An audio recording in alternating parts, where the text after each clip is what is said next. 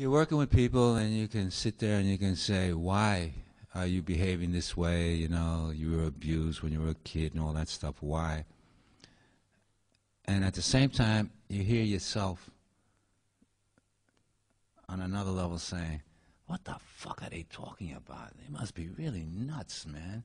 Why don't they just drop that shit? You hear the second voice going there.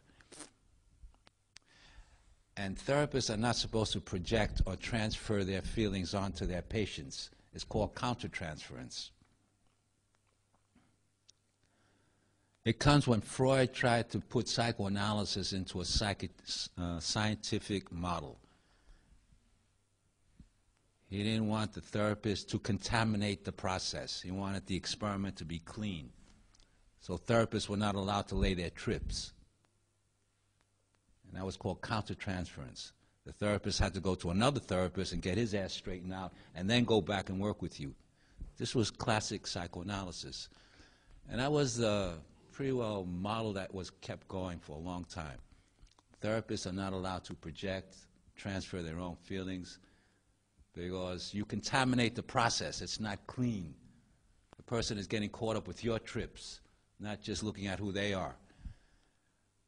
I encourage our therapists to be human beings, to say what they feel. And that's very important, because if not, you feel like they're no longer human beings. They're some clean test tubes that are giving you clean information without their trips.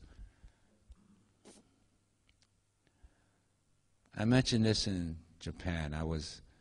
My first therapist, I was 14 years old in a hospital, psychiatric hospital.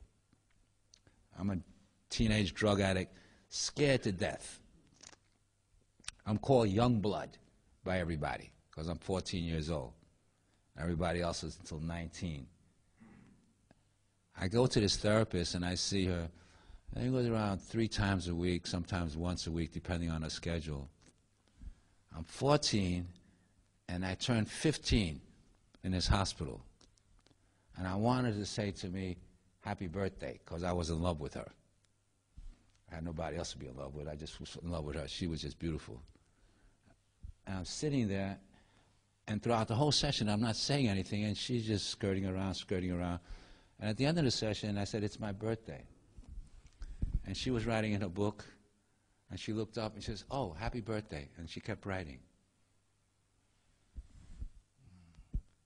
I'll never forget that. I was shattered. I thought I wasn't a person, I was some number in a psychiatric manual where she had to fulfill her caseload and put comments down. But I wasn't a person. I insist that they tell you how they feel and what they want from you.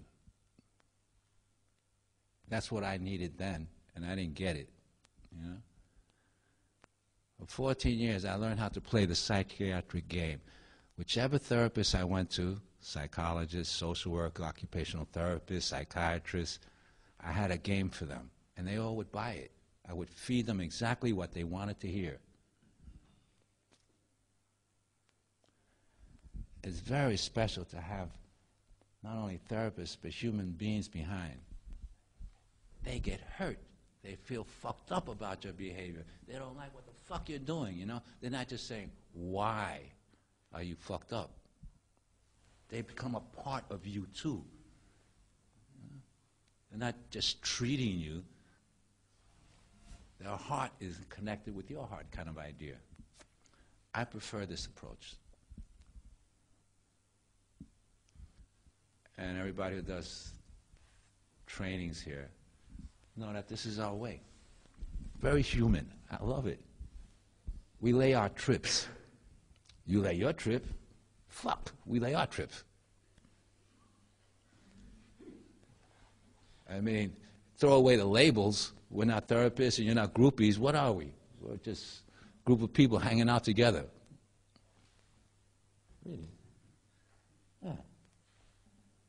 But I'm in charge. And I like the power.